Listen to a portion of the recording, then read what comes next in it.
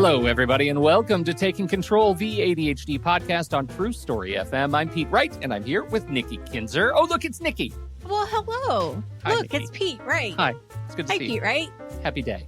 Happy day. We're continuing our job series, and it's so delightful. And I have to tell you, and I can say this because our guest is here but muted and can't respond. Melissa posted this morning in our back channel that our guest today had listened to one of our previous job entries. And my first response was, oh, crap, we must have done something wrong. And she's canceling. Yes, she's canceling. That's what I thought, too. That's what I thought. She was like, I listened to it, and you guys are the worst. I'm done. That is so funny, because that's exactly what I saw. Because I just saw the from Melissa, and then I saw Shell's name, and I'm like, oh, no. I don't even want to look. She's canceling. She doesn't want to be a part of it anymore. Oh, we're so good at this. The RSD right? is like, wow, off the charts. Okay. Well, anyway, she didn't cancel. And in fact, she's so nice. I'm really looking forward to this conversation. Before we jump into it, you know the drill. Head over to takecontroladhd.com. You can get to know us a little bit better. Listen to the show there on the website or subscribe wherever finer podcasts are served. You can join us on Facebook or Instagram or Pinterest at Take Control ADHD. And y'all, our Patreon community is the best. Now, of course, you can get into the open public Discord server by just visiting takecontroladhd.com/Discord. That will allow you to sign in to the public channel. And the general chat is really great, too. And there are some other public channels we put in there. But to really get to know what this community is all about, visit patreon.com/the ADHD podcast. You're going to sign in there. You're going to start your program for a couple bucks a month, and you will suddenly get access to the magic behind the scenes, pull back the velvet curtain, like the world is behind Patreon. You get early access to the podcast. You get members-only access to the podcast. All the podcast episodes have extra content in them that is just for members only, a whole separate version of the show. And I should say, I know there are a lot of members who signed up and don't subscribe to their Patreon-only podcast. Please message me or Melissa, and we will help you figure out how to use that Patreon version of the podcast. Don't message Nikki. I didn't want to call you out, Nick, No, it's okay. I'm totally admitting to it. Don't message me, because I'll just forward it over to Pete and Melissa. So. Absolutely. Every now and again is a public service reminder that you need to be there. But you could also access the live stream as we record. You could be in the chat room chatting along with us, asking direct questions to our guests. It's a really, really great experience. And you know, that plus all the other stuff that we do at the different tiers. I mean, we're trying to do so much to continue to build this community and make it just make it grow into an even better place every day. So patreon.com/the ADHD podcast to learn more. Thank you so much to all of our supporting members of the show. Okay, now we need to talk about jobs. My goodness, jobs.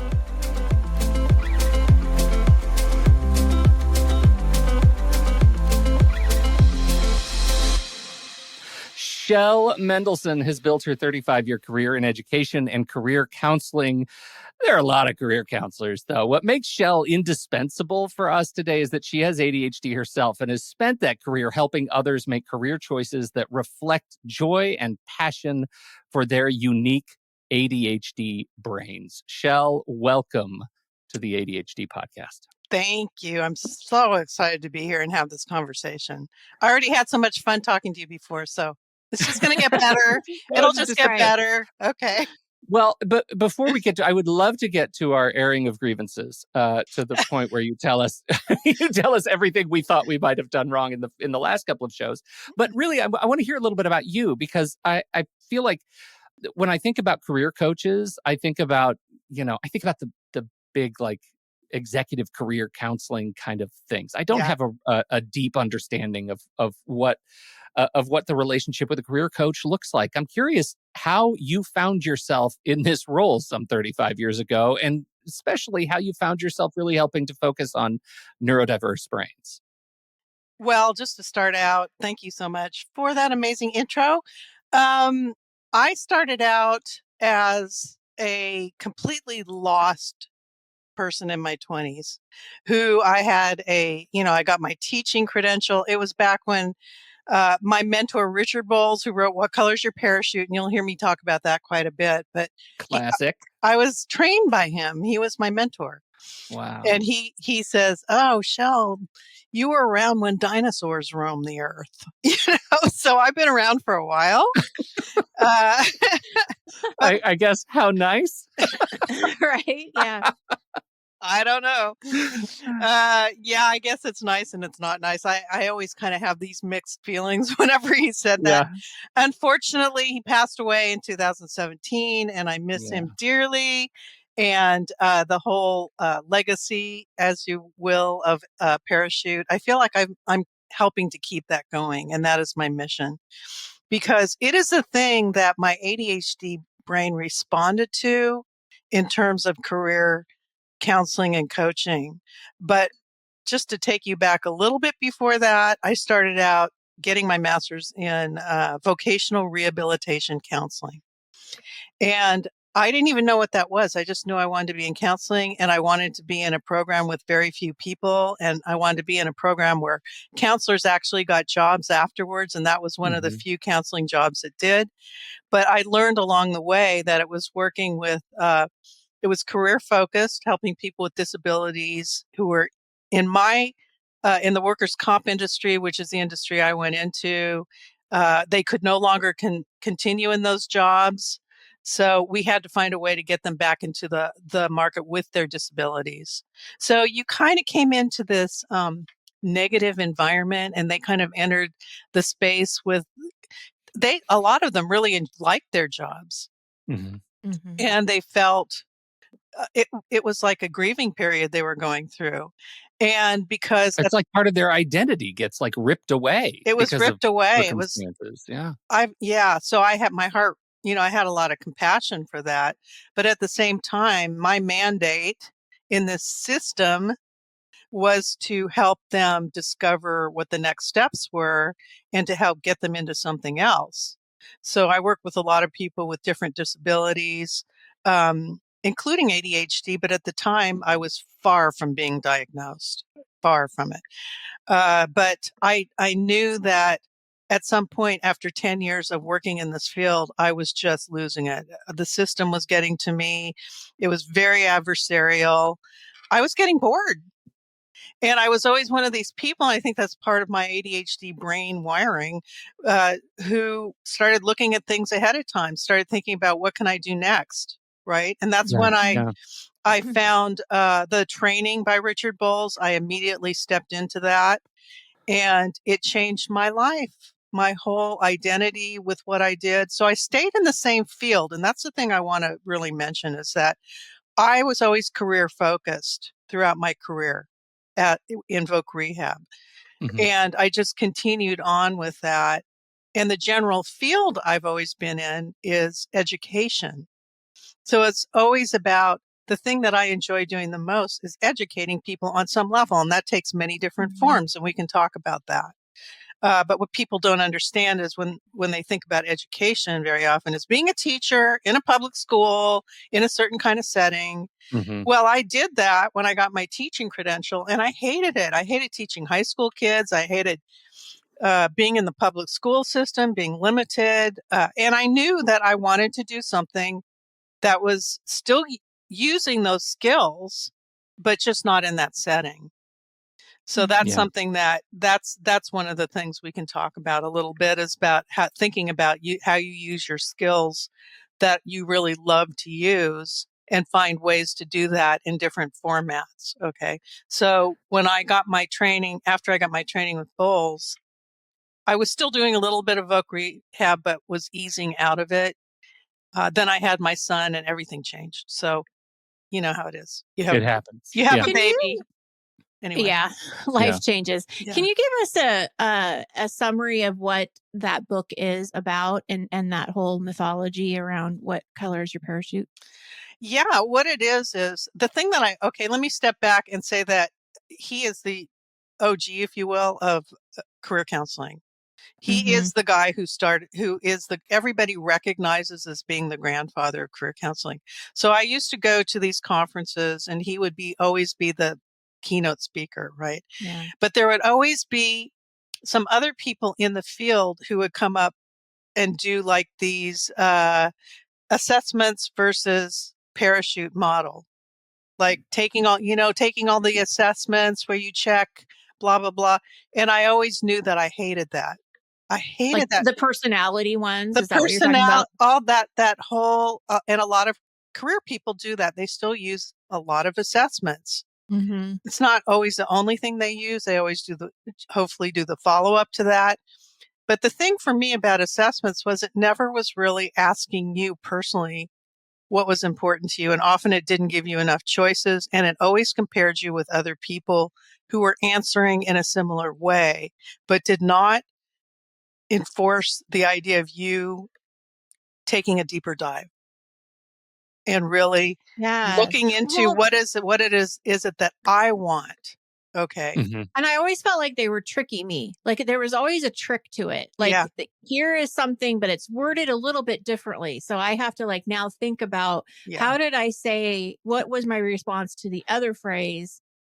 Yeah, I get what you're saying. Well, because to me, it's always been the game of when I take those assessments, is it trying to fit me to the job or the job to me? And I always want to fit the job to me. I want it to be, I want the agency in that equation. Exactly. And I like no assessment like distributed by an employer does that. They just don't care, right? They don't care about me having that agency. No, I mean, we could talk a little bit about that as well. But however, so my attraction to Parachute, when I finally went through it twice myself, and it all pointed to what I was doing. So it was very confirming for me. It was like 2 times, here we go, right? I guess I'm supposed to be doing this, right? Yeah, right.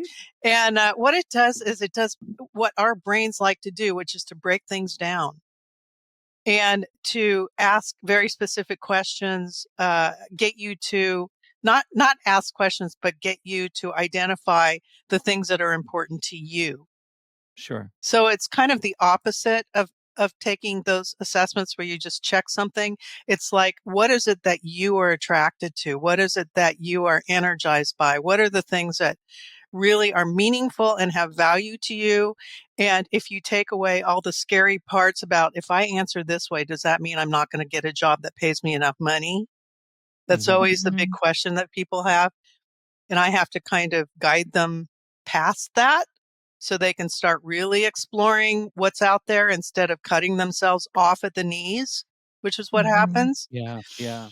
And that's called what Bolles calls a safekeeping self. We have to talk about that a lot. But safekeeping self, the safekeeping self. And that can be used in almost anything anytime you're making a decision, that's that part of you. That's that little good angel, bad angel. It's a bad angel, right? It's the one that's going, but what about this? And I can't do this. I won't do this. I shouldn't do this. What, but kind of thing. That's so interesting because I have a couple of clients, one in particular that I'm thinking of, who won't necessarily even apply or send the resume because they have already immediately ruled themselves out of the position. That's a good, perfect example. I hear that. And you said like it's the bad angel, and that implies that there's a good angel. And I imagine there are a lot of people listening to this who would say, I don't think I've ever met my good angel. I didn't know there was one. Well, her name is Shell Mendelson. So you have met her today. But you know what I mean? Like those negative voices and that negative self-talk can be so loud that you can forget that there is that there's another voice. You can forget. Yeah. And this is what when I'm working with people, I work in a very small group of 4 to 6 people at a time. My brain won't do any more than that. And this comes up throughout the whole process.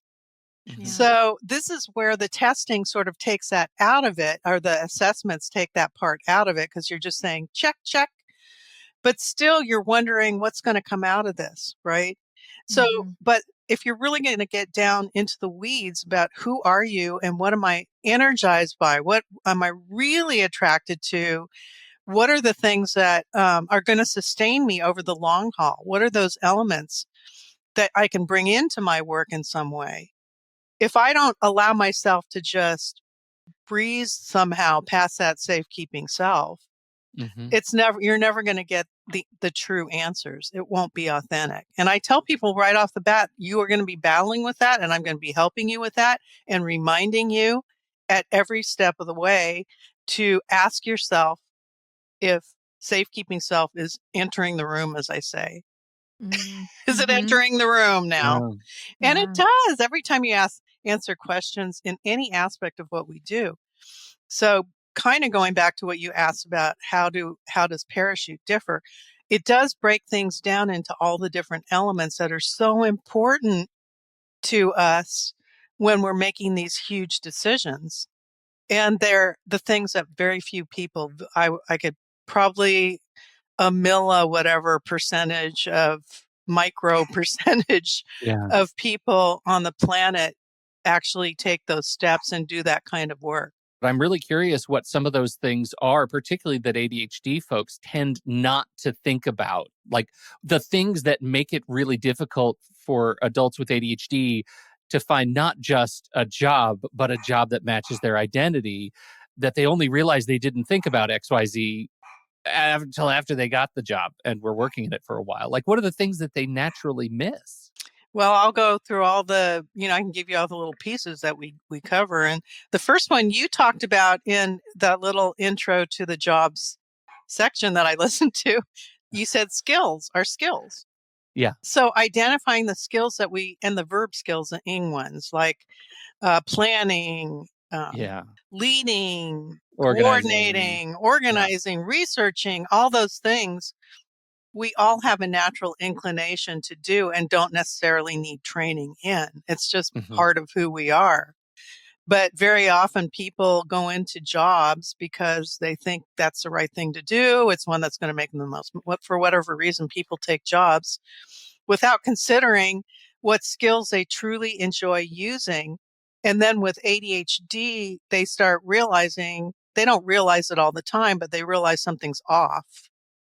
Because they're not using those skills. They're not using, and so part of the process I do is to break it down into, and I'll continue on real quick and just say it real fast. Please. Skills, the people you want to work for and serve, the working conditions, which is a huge piece of it, what I call special knowledges, or the kinds of things you learned over the years that you really loved learning, and the industries you're attracted to, your base salary range that you need to just live like a human being, and the rewards and benefits that you want that are the most important to you in your work. And I can go into a little bit of that.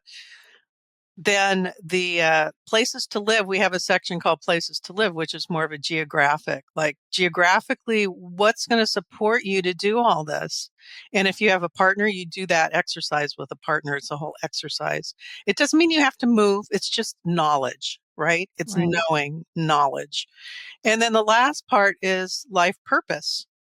And you've heard that term many times, but in the context of what we're doing, it's always that your biggest purpose is like your umbrella thing. It's like the thing that you're really here to do overall. But your work always, whatever work you do, if it's not aligned with that purpose, it's a mismatch. It's always going to be a mismatch. So knowing what that is key, and having a way to access that is what we do. Yeah. So none of those things included the word ADHD.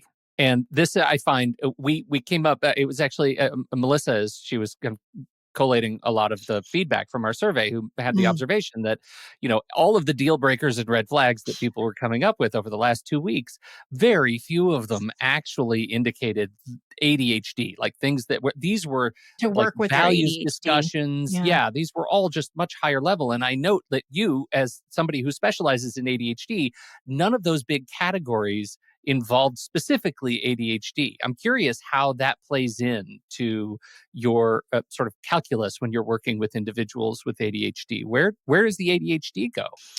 Oh man, I spent 15 years tweaking this whole process for people with ADHD.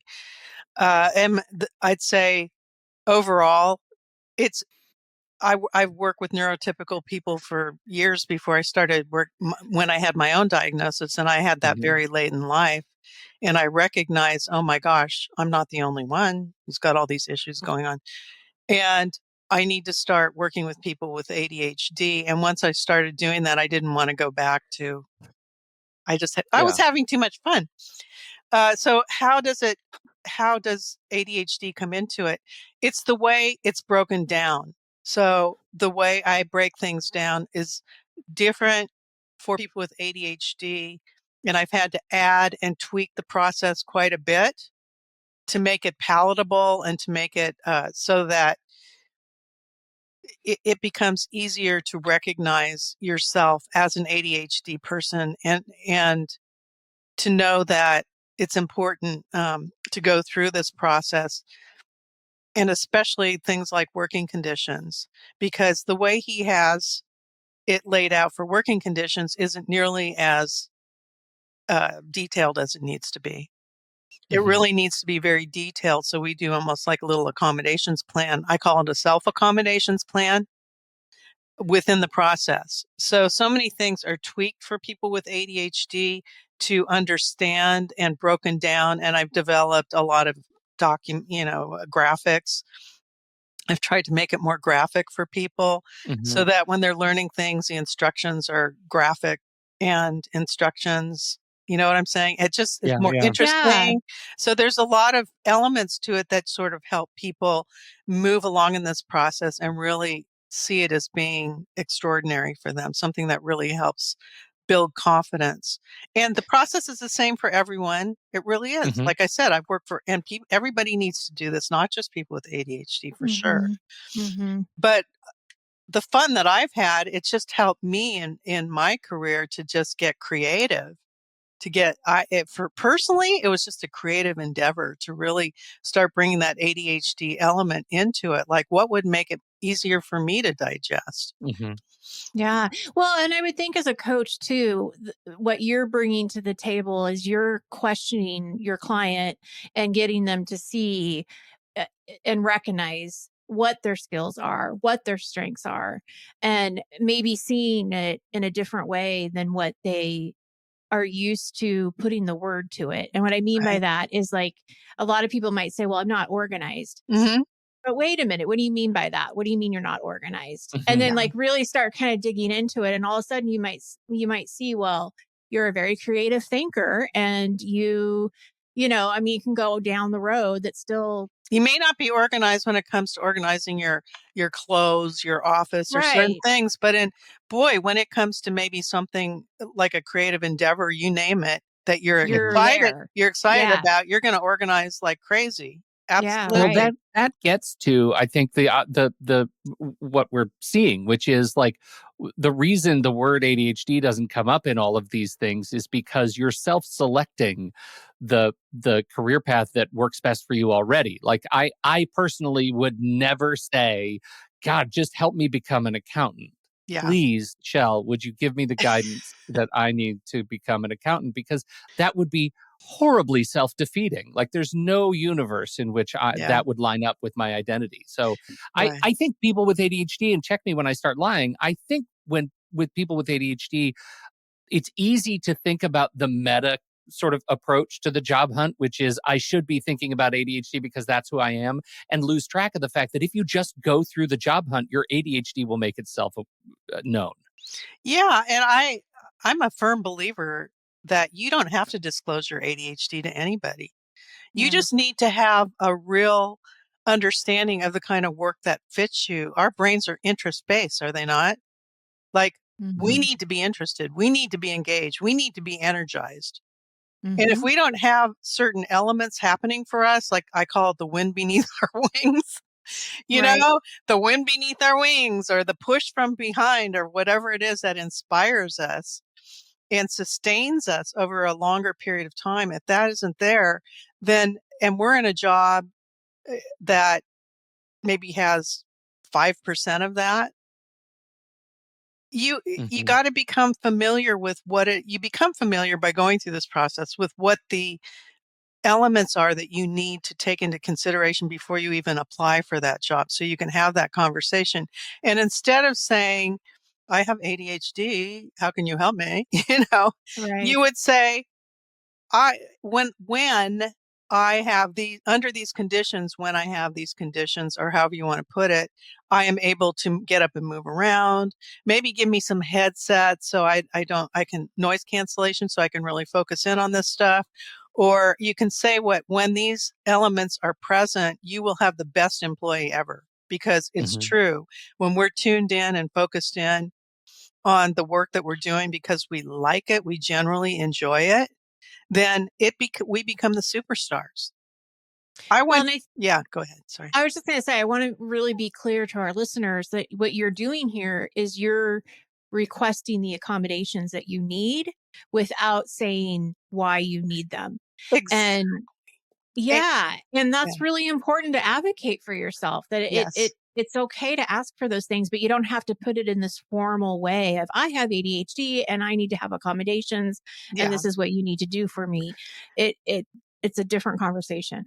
Related question, though, that I feel like is important for those who in the past have said they have ADHD or advocate for themselves as somebody living with ADHD at work. Do you, in your experience, do you find that it is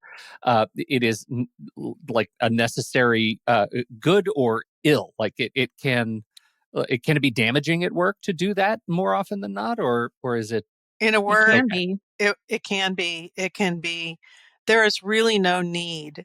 If you're in the right position and you're working for the right employer and you're in the right environment, those things will naturally, organically happen because you're aware of them and you can ask for them.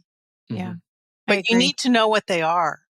Yeah. And you need to in detail know what they are, not just, I need a little bit of this and a little bit of that. I mean, we really drill down into the weeds of that.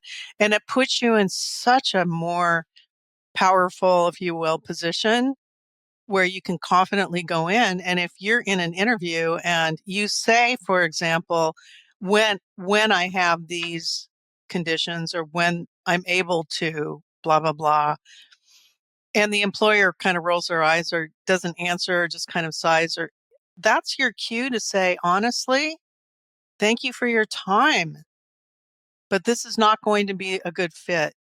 And I appreciate your everything that you've, up to this point, without burning a million bridges, but you really have to be able to say no to those, because otherwise it's a big setup.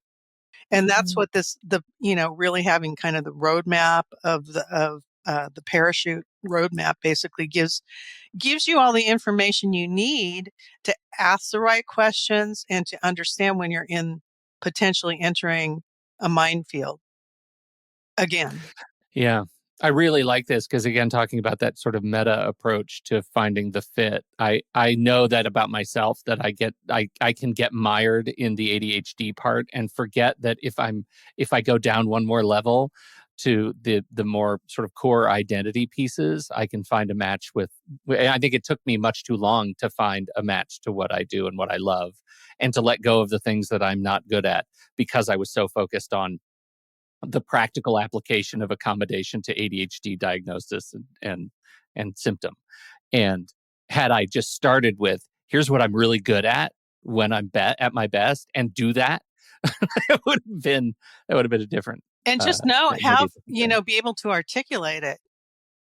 Because remember, you guys were talking about, how do you describe the work that you do? Being able to say, this is who I am. This is what is important to me in my work. This is what I'm doing. Without having to say, I am a blah, blah, blah. Yeah. Right. But in order to do that, you have to really have a clear understanding in detail of what those things are, and to work through it. It's not an easy, people who take the steps to do this are brave as hell. They're brave people. Yeah. Because it's not an easy process. It's nuanced, but at the end of it comes so much more confidence. And instead of being what I call a job beggar when you're going to apply for a job, or if you're even trying to figure out what it is that you want to do as an entrepreneur or self-employed or whatever, you've got to know what those things are and be able to articulate that. Sure. How do you coach people through who have gotten themselves mired in the I don't have a choice, I need something that pays the bills? I don't argue with that. Okay. I call it a means to an end job. Yeah. And I always ask them, is it a means to an end? Like people ask me, first of all, when they work with me, we do like this 8-week thing. And I say, if you have something major that you're shifting into, or like a job that you're shifting into, if it's anything other than a means to an end job, this is not a good time for you to do this. Because the means to an end is what you need to make money and pay the bills. Mm-hmm. But there's also something to be learned about what would be the best means to an end fit. The things, certainly the things that you don't want, that would probably get you fired right away. Yeah. In a means to an end job. But there are certain elements that need to be there. So you still can benefit, but it can't be, you don't want to come into this process with a feeling of desperation. I need money. I've got to get a job right now. Like the job of my life, a means to an end, and you have some interviews set up to do that. That happens all the time. Because you got to pay the bills. Yeah, absolutely. So if they're in that job and they kind of look at it as a temporary position, when would they be ready to do the 8-week program? I think they can do it when they're in the doing the means to an end thing, as long as they know that it is a means. It's not like something they're going to be in, but that's not it. The main thing is they need to be ready to really dive in, get committed, and take the full 8 weeks. Don't drop off because you didn't do the homework. I always tell them that. That's the time when you need to be here, because I do coaching during that time. You get feedback from people. It's so important to get that support, right? From other people who are going through this process. That's why I switched from just doing individual to start out with. I don't do that anymore. The baseline for working with me is this process going through Small parachute. Group. Yeah, because it gets you your roadmap. And then if you want to continue working with me after that, great. But they don't need to after that very often. They're just kind of off and running. They form their own little support with each other. And you know what? I'm good with that. Yay. I love that. I want to see people form communities. I love the community thing. When people are speaking this language and they're really starting to understand and say to each other, hey, is that safekeeping self coming up for you?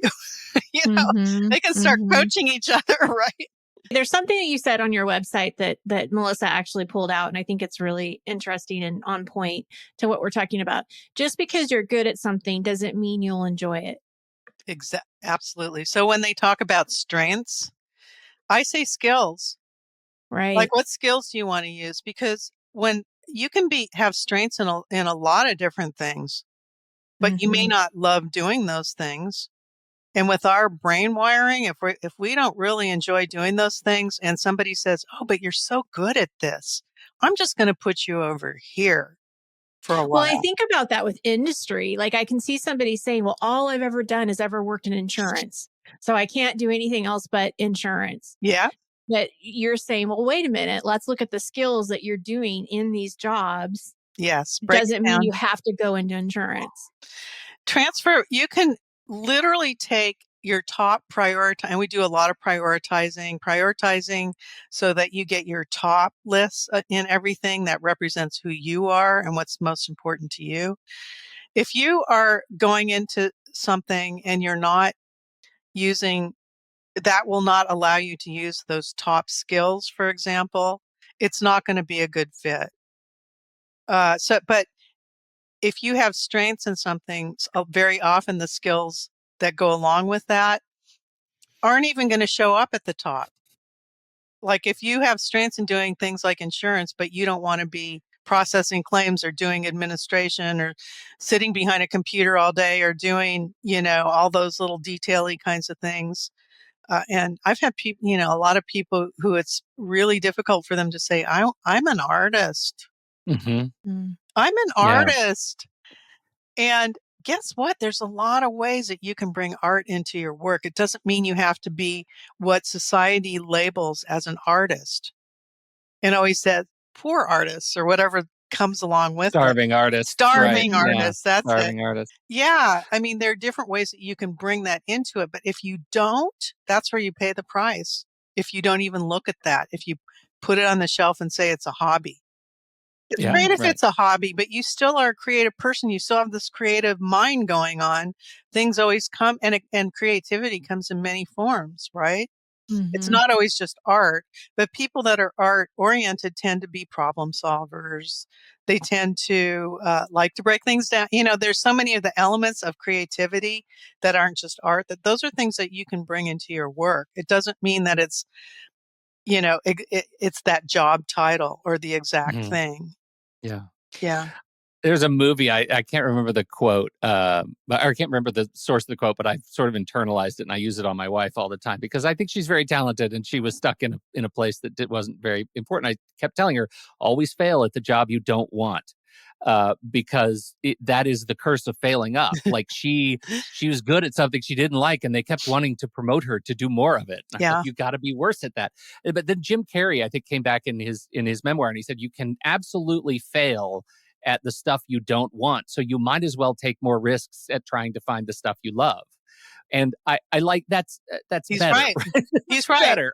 Yeah. A little bit I have less to find that Succession quote. I than like my that. I quote. might put that on my website. I like that. Yeah, right.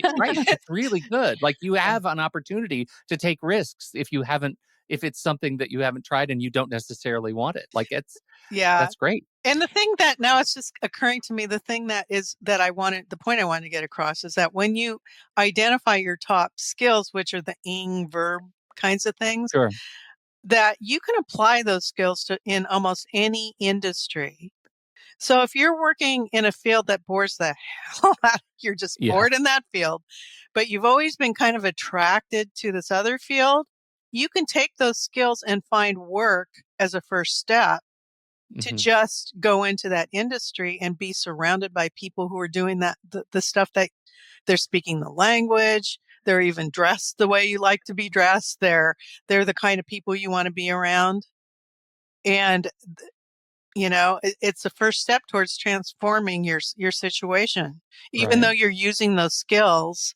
And you could be using the ones that you don't love so much, even in the beginning.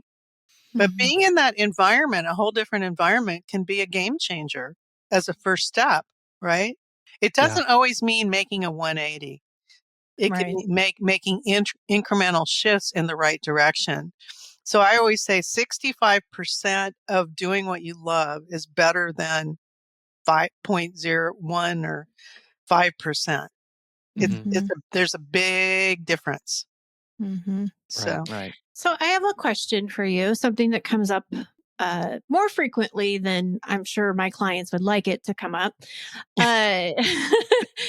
So there's been a couple of times where people have been put on different plans, and because they need to do something more these like performance plans, so they're on this verge of they might get fired. Don't get me started. Yeah.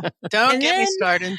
Yeah. So there's that. And then there's PIP? also Right. The PIP professional programs. improvement plan. Yes. Yeah, right. And then there's also the people that actually do get let go of, and now they're looking for something new. Like that's really all of the RSD that goes around that, and low self-esteem, and just feeling so like that self-negative talk. I forgot already what you said. The bad guy, the bad coach. Safekeeping self. Yeah. Safekeeping self. Yeah. So loud.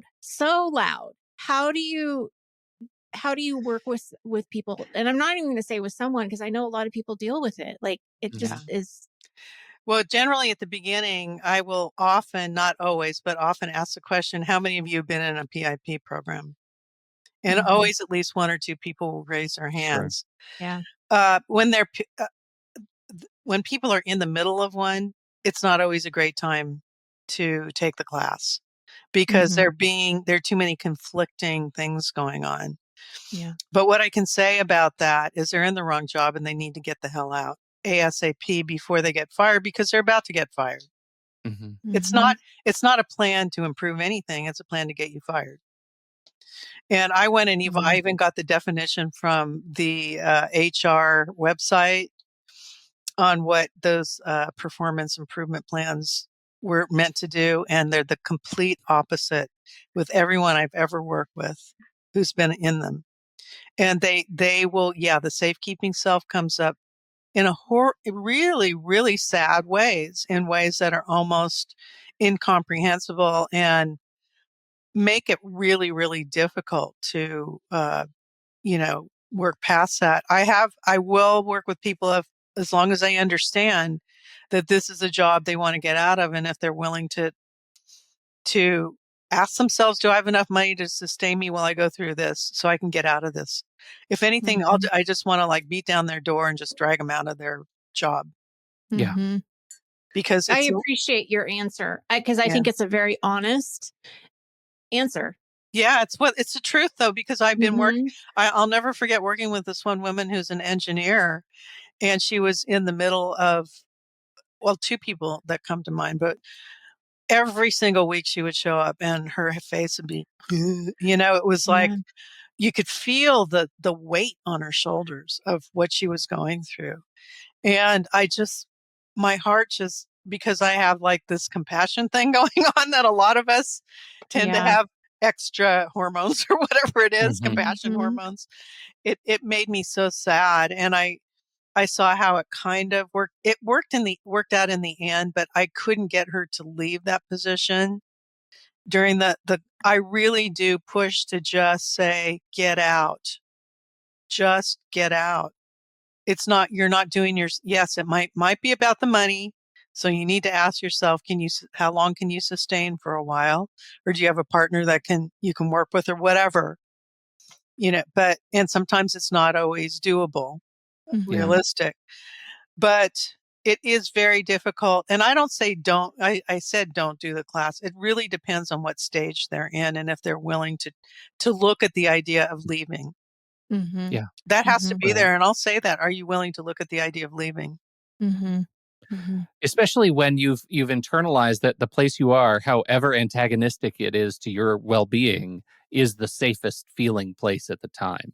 Yeah, right? That's exactly. There's an emotional leap. Safekeeping self. You have to be able to just take that first step off the ledge. It is. It's really difficult. It's scary as heck because a lot of times they've been indoctrinated to think there's something wrong with them, or they're the ones causing all the problems. And when the truth is they're just in the wrong job. It's just not the fit that they're meant to be in. And they need to discover what that is. But it's not you. You're just in the wrong job. It's so simple. So is that what you would say to somebody that's been let go too? Is that it wasn't the right fit. It's not the right job. So we need to find you a better fit. That's the whole process is to start to recognize who you are, and it's incremental, and this is a nuanced process. It's like I said, it's not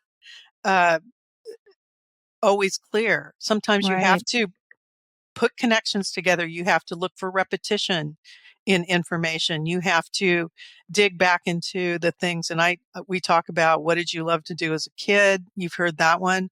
I have a whole exercise that we do around that, but that very often will inform you of the things that you'll come back to if you gave up on them. You did something completely different, because that's really the true essence of who you are. And it doesn't leave you throughout life. All those things we're attracted to as a kid, there's certain elements of that just never leave. And it's discovering what those are. So you have to do, I have different things that help them to start to recognize that and piece things together to get that aha kind of, oh yeah, here it is again. Oh my gosh, it's coming up. And here's safekeeping self going, no, no, no, right? Yeah. So it is a process of kind of clearing the way over time. There's no escape. There's no escape. Do you help in this program, or maybe this is what they do after the program? Do you help them with the actual job hunting process, like applying, resume building, interviewing, all of that stuff? I don't. That's not my Okay. forte. I would I don't even end up referring people because very often the work that they do creates the map that they can ask all the right questions, know who to go to for the right jobs, be able to interview, have the confidence, To do not that. go in, Yeah. not go in as what I call the job beggar, but more as a job Mhm. developer for themselves. I love Mhm. that. Yeah. And so you're going in interviewing them. You're not going in, Yes. yeah, you are like, hey, are you the right fit for me?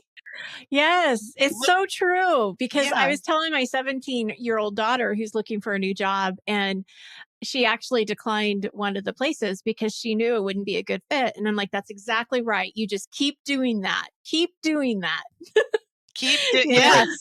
Keep doing Yeah. Job is a partnership, right? You're Yes. creating a partnership, and both sides got to be able to give something Yep. in order for both sides to get something out of it. That's why when you feel that confidence, you can walk in, and if it's the wrong fit, you can say, thank you so much, but this just isn't the right fit for me. Yeah. You can tell the looks on their faces, the way they respond to things, even the way they just the process of interviewing that they make you go through, Mm-hmm. jumping Yeah. through all these hoops of questions that they ask. Are they Mhm. relevant or not? Yeah. You can figure out, you can start to ask yourself, how does this feel? This does not Yeah. feel great.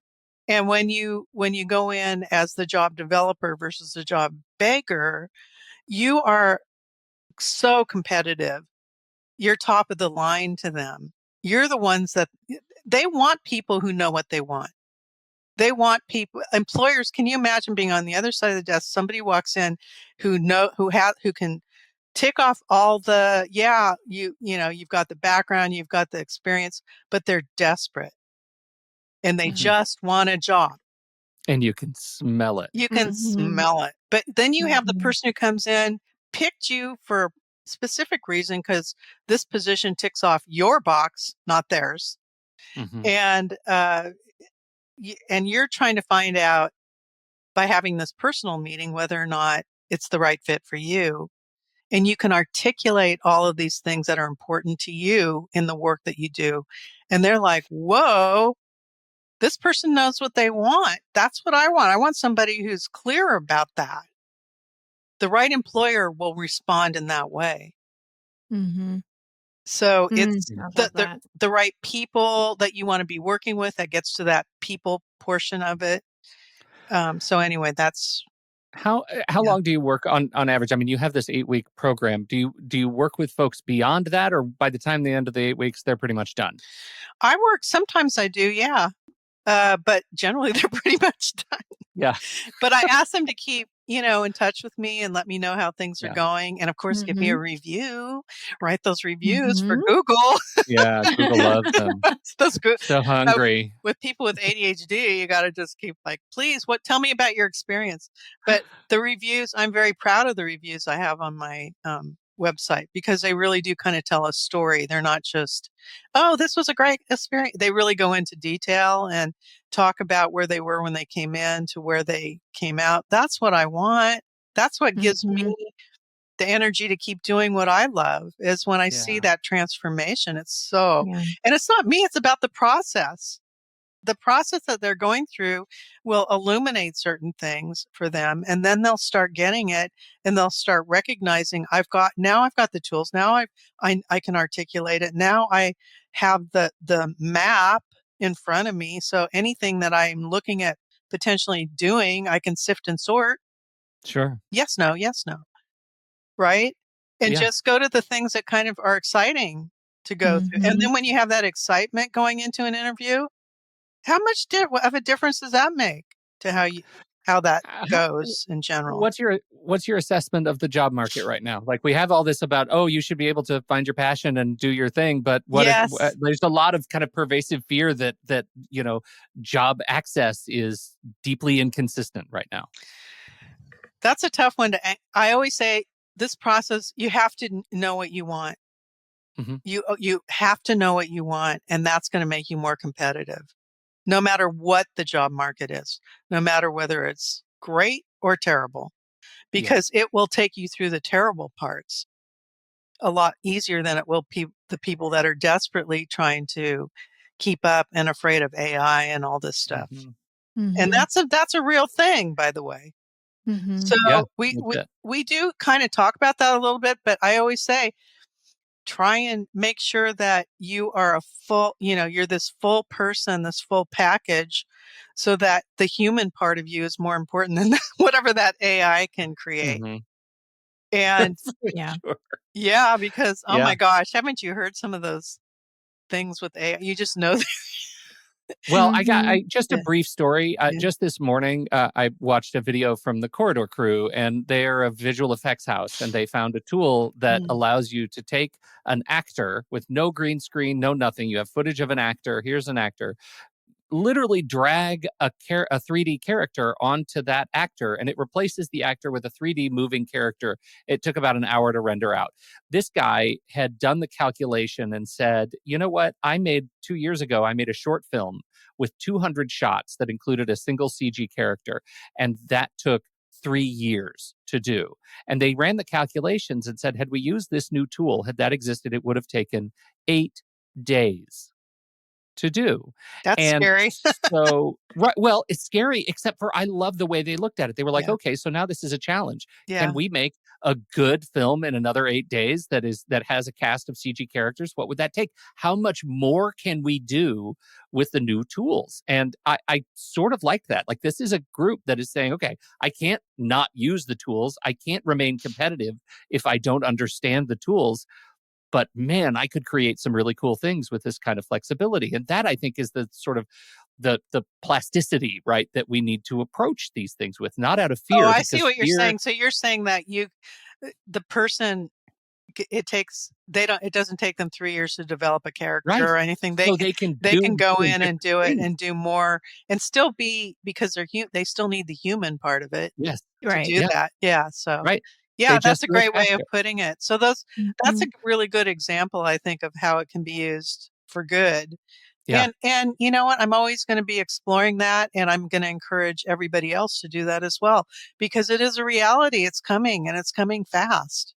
So fast. Well, and It I is gotta not going say, away. I also think it can be really helpful for people to build a resume, Yeah. because all you have to do is, what does this person do, or what these are my skills. How would I put this in a resume? And it's amazing what it comes up with. I wouldn't copy and paste it, but it gives you a starting point. So they have a starting point, but also know that I've seen people get work without a resume, and where they say the resume, they'll say, oh, by the way, we need your resume for our files. Right. Yes. Right. Yeah. That's kind of where I go with the resume thing. Although Yeah. when I say people do a resume, I like Yana Parker's model. I don't know if you've ever seen her, Yana Parker. Damn No. good resume. She did it years and years ago. The thing I like about it is that it really customizes whatever you're going for.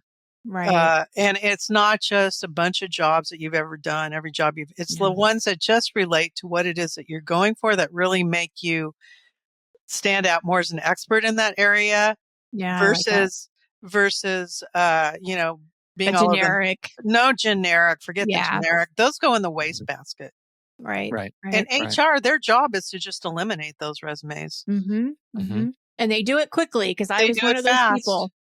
Yeah. I did it very quickly. Yeah. So that's what I'm saying, the more you have, you're armed with the ability to articulate who you are and what you want, and what you're going for. What do I want? Ask people what they want. Nobody can answer that. Yeah. But when you go through a process that breaks it down, you can start to build that and be able to easily eventually answer that question. Sure. That's great. Yeah. Well, this has Great been wonderful, stuff. Thank Shell. you. As we wrap up, where do you want people to go learn more about the work you're doing? So my website is careercoachingwithshell.com. It's also whatcolorsyourparachute.com. It's also passion2career.com. So whichever one is the easiest. I have all those. You figure out who you are, You and figure then out who see I am. Career which coaching URL with Shell. resonates with you the most, and pick that one. I just want people to get to my website, so I just found All right. yeah. And then Love it. Yeah, and so look for the master class, which is there's a little video on the front page, and watch the video, and then it says learn more, and click on that. It takes you right to the master class. So I sent your Melissa the link to that. Perfect. Can I also talk about the workbook I'm doing real quick? Workbook is coming. Sure. Yeah. What's going on? Yeah. So I am in the process now of working with a publishing company to develop the first parachute-inspired workbook for ADHD people. Oh, that's great. Yeah. And that's great. I've been working on, everything, a lot of the things that people get in the class is going to be incorporated into it. It's going to be spiral bound so it lays flat. It's going to have tabs for easy, I tried to think of all the easy access things. It's going to be in color, so it's going to cost more, but I don't care. It's got to be in color for our brains. Needs to be. Yeah, right. Our brains need color, so that's all there is to it. Yeah. I don't think there's going to ever be anything like it out there. At least I've been told. I want to see it my goal is to see it translated into so many different languages, and for all those ADHD people globally that are out there. I'm sure you have people expecting it. August, hopefully, of this year. Yeah. Okay, well then you need to come back on the show, and we need to talk about it. Yes, it's gonna. It's really. I'm just in the beginning of having them finally figure out how to do the designs the right way. I don't know if you guys have probably done books and work with trying to. Books are hard. They're hard. Oh my gosh, I've never done this. Is the first time I've really gone through this process. So, but I'm having fun. I like it. It's fun. Yeah, it's just you just got to sync up with these people. But once we're synced, we're doing great. Anyway. Well, the nice thing is it ends. It's a project that has a reward at the end. Beginning, middle, and end. It's a mission. Yes, it's a exactly. mission. Yeah. It's going to help a lot of people. Thank you. Yeah, I think so. I think it will. Yeah. We sure appreciate you coming and hanging out with us this morning and answering all our questions, and are just great thanks for your guidance in helping those who are looking for finding their best fit at work. Thanks, Pete. Thank you, everybody else, for downloading and listening to the show. We appreciate your time and your attention. Don't forget, if you have something to contribute to the conversation, we're heading over to the Show Talk channel in our Discord server, and you can join us right there by becoming a supporting member at the deluxe level or better. On behalf of Nikki Kinzer and the great Shel Mendelson, I'm Pete Wright, and we'll see you right back here next week on Taking Control, the ADHD podcast.